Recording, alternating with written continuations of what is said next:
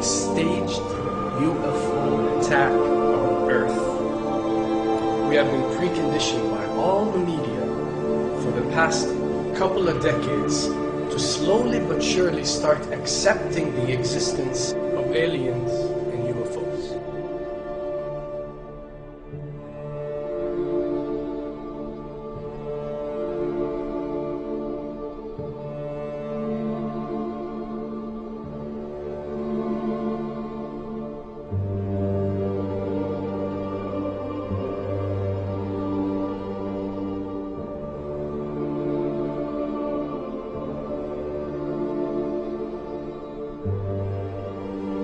I can tell you right now that 99% of every UFO sighting that has ever taken place has actually not been an unidentified flying object, because this has always been military technologies.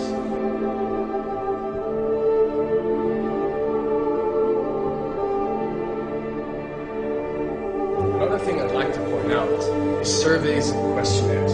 You know, we get surveys and questionnaires all the time, you know, sent out by the state or by the government or by our rulers and our officials and so on and so forth. Do you really think that these ruling powers care about what you think? Do you really think that they're waiting to ask you and receive your answer before making a decision? What happens with these questionnaires is that they are released. For example, what country do you think the US should attack next?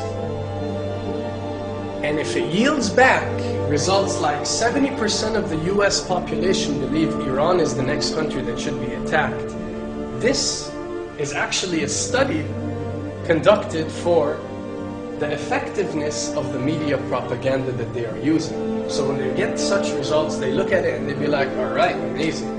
Our media propaganda is working. We are purposely trying to manipulate people to think that Iran should be the next one, and check out the survey results. We're doing a great job in propaganda. That's what it's all about. And if the results come back and they aren't up to par, so let's say 20% want war with Iran and 80% want actual peace, they say, okay, so now we have to go and rework our media propaganda and make it more effective so these percentages change. Why am I saying this? Because of the UFO phenomenon. Since the 60s, the amount of people who believe in extraterrestrials have skyrocketed, and they're only increasing day by day in our modern world. This only confirms the success and the plans that are taking place to first manipulate you to believe in UFOs, and second, to conduct a UFO attack that is going to force the whole world to unite to fight off this enemy and accept the New World Order. A former Canadian government official is warning we may be on the verge of intergalactic war, saying, quote, the Bush administration has finally agreed to let the military build a forward base on the moon, which will put them in a better position to keep track of the comings and goings of visitors from space, and to shoot at them if they so decide. I was introduced to the late Dr. Wernher von Braun, in the U.S., the father of rocketry. In my first meeting with him, during that first 3.5 hours, he said to me, Carol, you will stop the weaponization of space, because there is a lie being told to everyone that the weaponization of space is now first being based upon the evil empire, the Russians. There are many enemies, he said, against whom we're going to build this space-based weapon system. The first of whom was the Russians, which was existing at that time. Then there would be terrorists. Then there would be third world countries. Now we call them rogue nations or nations of concern. Then there would be asteroids. And then he would repeat to me over and over. And the last card, the last card, the last card would be the extraterrestrial threat. As a military strategist, as a person who worked on the MX missile, which I did later, he said, you will find that there is going to be a spin to find some enemy against whom we have to build space-based weapons, and now we should expect the spin. And that's the formula, except that it's all based on a lie. A supersonic saucer. Called the Silverbug, it was truly revolutionary. The plans show in detail a multi-jet engine craft that boasted amazing maneuverability and speed. It's an intriguing thought that this concept may tie in with the work of the German scientists who brought saucer technology to the US at the close of the Second World War. What was needed were certain cover stories. What do you do when people are spotting aircraft and then telling reporters that they've seen something very unusual flying out of an airbase in Nevada? And frankly, this was the origin of a lot of the sightings that took place in the mid-50s, 1954, 55, 56, of unidentified flying objects, the UFOs. So the CIA was involved in encouraging people to believe that, yes, they saw UFOs, and the CIA and the military tried to be very helpful to reporters to get these stories out, to divert the attention of the country, particularly the people in this region, about what they had actually seen. Mexican Air Force pilots capturing on videotape what are said to be 11, count them, 11 UFOs. The Mexican Air Force has released a video that some of you are going to find difficult to believe. A journalist says it shows images of UFOs tracking a Mexican military plane. So what's the truth about UFOs? The story of successive attempts to develop radically new forms of flight, conducted under the strictest secrecy, is inextricably bound up with our relationship with UFOs over the last 60 years.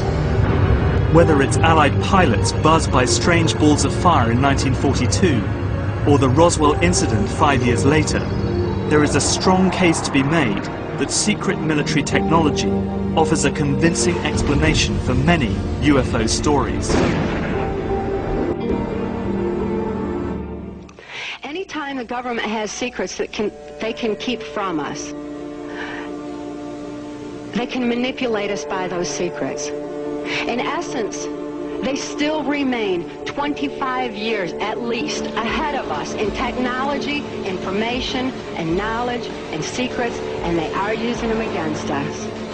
I heard over the years many times over that the plan to usher in the New World Order would be to make all the people in this country and around the world feel totally helpless to prevent the New World Order from occurring, this world dominance plan, by saying that we had been invaded by aliens, so that we would say, oh please UN, come in and help us all.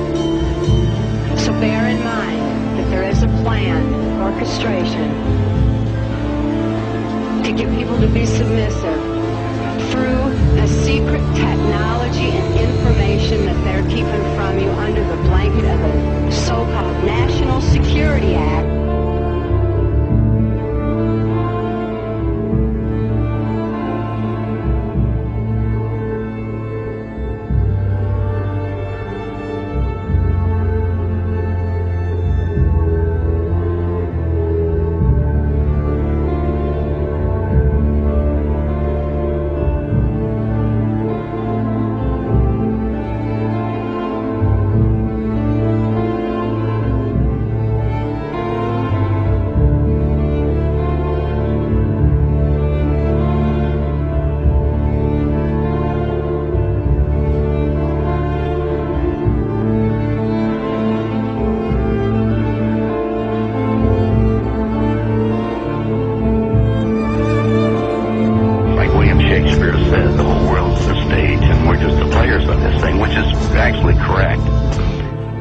Perhaps we need some outside universal threat to make us recognize this common bound. I occasionally think how quickly our differences worldwide would vanish if we were facing an alien threat from outside this world.